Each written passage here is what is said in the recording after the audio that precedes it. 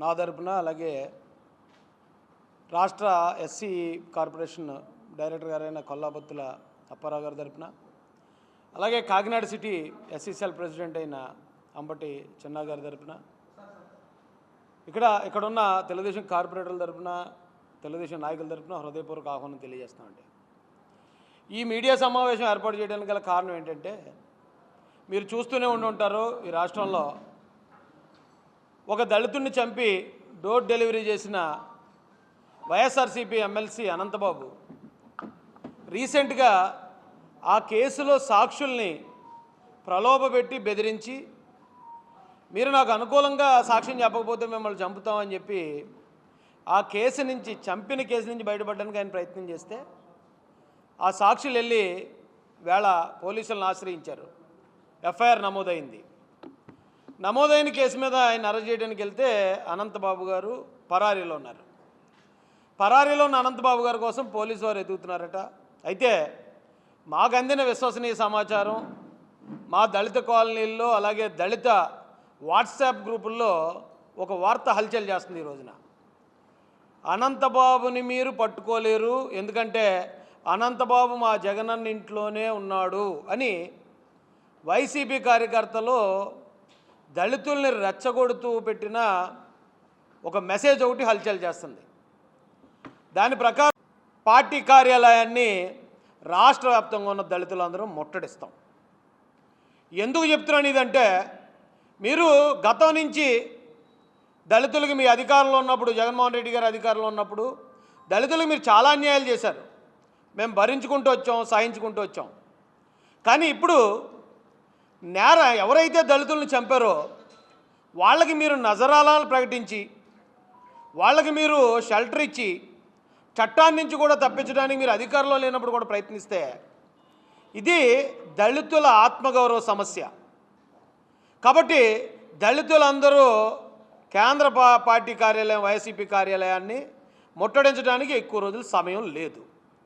నేను మర్యాదగా మీరు అధికారంలో ఉన్నప్పుడు, జగన్మోహన్ రెడ్డి అధికారంలో ఉన్నప్పుడు జగన్మోహన్ రెడ్డికి వ్యతిరేకంగా మంగళగిరి తెలుగుదేశం కార్యాలయంలో ఒకసారి దళితులందరూ గర్జించారు. దానికి రెండింతలు మూడింతలు ఈ రోజున, ఆ రోజు ఆత్మీయ సమ్మేళనమే, కానీ ఈరోజు వైఎస్ఆర్సీపీ కేంద్ర కార్యాలయం దళితుల గర్జనని చూడబోతుంది. మీరు ఇప్పుడు అనంతబాబు నేరం చేశాడు, అది ఆయన ఒప్పుకున్నాడు. ఆయన ఒప్పుకున్న తర్వాత కూడా ఆ రోజు ఆయన అరెస్ట్ చేయనివ్వకుండా స్థానిక కాకినాడ మాజీ ఎమ్మెల్యే దూరంపూడి చంద్రశేఖర్ రెడ్డి గారు ఆయన దాచిపెట్టారట. అప్పుడు కూడా వార్త తలచెల్లైంది. ఆ రోజు కనుక ప్రస్తుత ఎమ్మెల్యే గారు కొండబాబు గారు లేకపోయి ఉండుంటే ఈ రోజున అసలు ఈ హత్య విషయం బయటికే తెలియదు, బయట ప్రపంచానికి తెలియదు. యాక్సిడెంట్ అని క్లోజ్ చేద్దరు ఆ రోజున. ఎప్పుడైతే కొండబాబు గారు అడ్డుపడి ఈ విషయాన్ని బయట తీసుకొచ్చారో ఆ వెంటనే నారా చంద్రబాబు నాయుడు గారు, లోకేష్ గారు దీని మీద వారు స్పందించి ఇమీడియట్గా దీని మీద యాక్షన్ తీసుకోకపోతే మా ప్రభుత్వం వచ్చాక ప్రతి ఒక్కరి మీద చర్యలు తీసుకుంటామని వాళ్ళు హెచ్చరించడం వల్ల 4 రోజులకో 5 రోజులకో తూతు మంత్రంగా అయినా అరెస్ట్ చూపించారు. జగన్మోహన్ రెడ్డి గారు ఇప్పుడు అనంతబాబు అనే అతను మర్డర్ చేశాడండి, నేరం చేశాడు. అతను చేసింది ఒక నేరమే, కానీ జగన్మోహన్ రెడ్డి గారు ఎన్ని నేరాలు చేశారు తెలుసండి?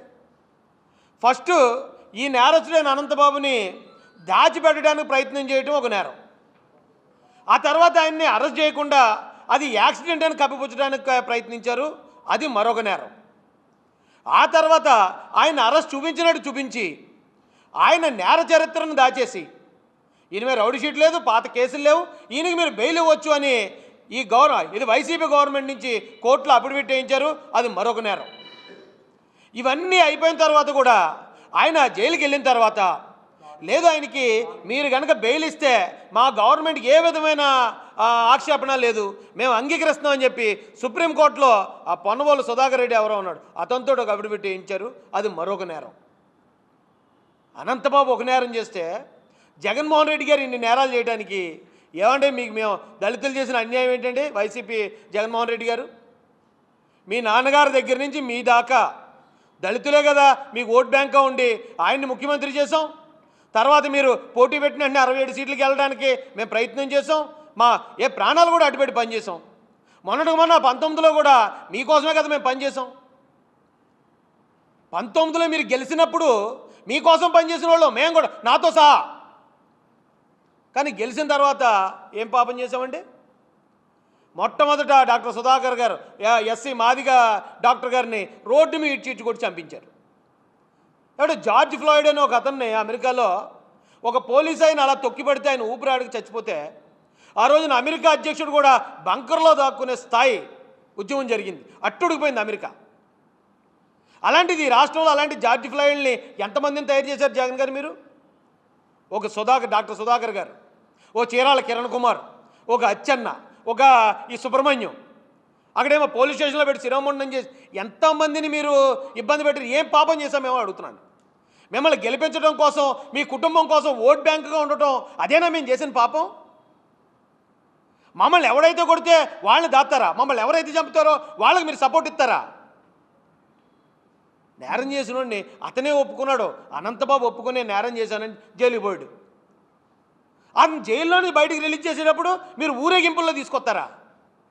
లేదని అబద్ధాలతోటి కోర్టులో అఫిడవిట్ వేయడం అనే మాట మాత్రం వాస్తవం.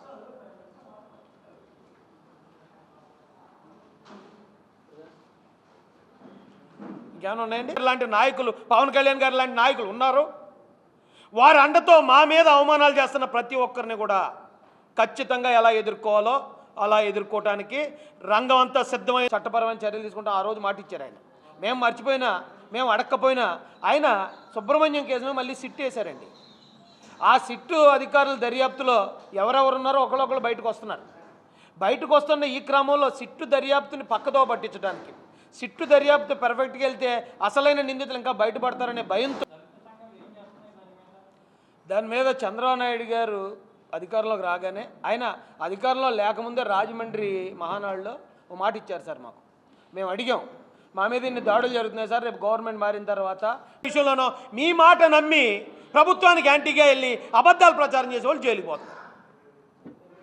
ఇంకెంతకాలం ఉపయోగించుకుంటారు సార్ మమ్మల్ని? ఏమంటే ఇదే జగన్మోహన్ రెడ్డి గారికి గులకరాయి తగిలింది ఎలక్షన్ ముందు. హత్యా ప్రయత్నం అని గోలగోల చేసి గగ్గోలు చేశారు. 2019 ఎలక్షన్ ముందు చిన్న సూదిలాగా అది కేంద్ర కార్యాలయం వైసీపీ తోటే సరిపోదు, ప్రతి గ్రామంలో కూడా ఈ స్థాయి చైతన్యం తీసుకెళ్తాం. వైసీపీ పార్టీ దళిత కాలనీలోకి దిగాలంటే భయపడే పరిస్థితి కల్పిస్తాం. దయచేసి ఇప్పుడు కన్నా మారండి. మర్యాదగా 2 రోజుల్లో అనంతబాబును కనుక చట్టానికి అప్పగించకపోతే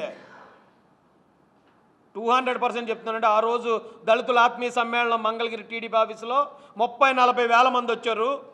ఈరోజు అంత గుచ్చుకుంటే అయ్యి బాబాయ్ చచ్చిపోయాడు, అంతే చచ్చిపోయాడు, ఇది హత్యా ప్రయత్నం ఇదని చెప్పి గగ్గోలు పెట్టారు.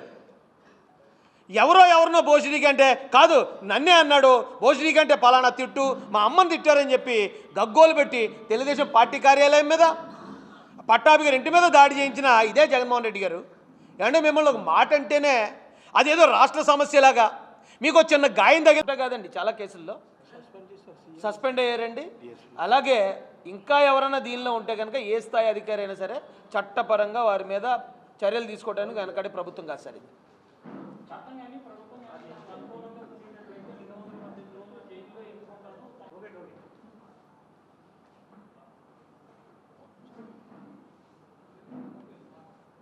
ఓకేనండి, మంచి కోసం చెప్పాను అనుకుంటారా? లేకపోతే మీ మీద గతంలో మీరు చేసిన దారుణాలకి చిర్రెత్తుకుపోయిన ఒక దళితులుగా మేము మాట్లాడుతున్నాం అనుకుంటారా? మీ విజ్ఞతకు వదిలేస్తున్నాం. మర్యాదగా అది మాత్రం చేయండి. మంగళగిరిలో ఉన్న వైసీపీ కేంద్ర కార్యాలయాన్ని ముట్టడిస్తాం. దళితుడు ఆత్మగౌరవం ఏంటో వైసీపీగా కాదు, ఈ దేశంలో దళితులకు వ్యతిరేకంగా పనిచేసే ప్రతి ఒక్కడికి చూపిస్తాం. ఆషామాషిగా బతిలాడే రోజులు, అడుక్కునే రోజులు పోయేయండి.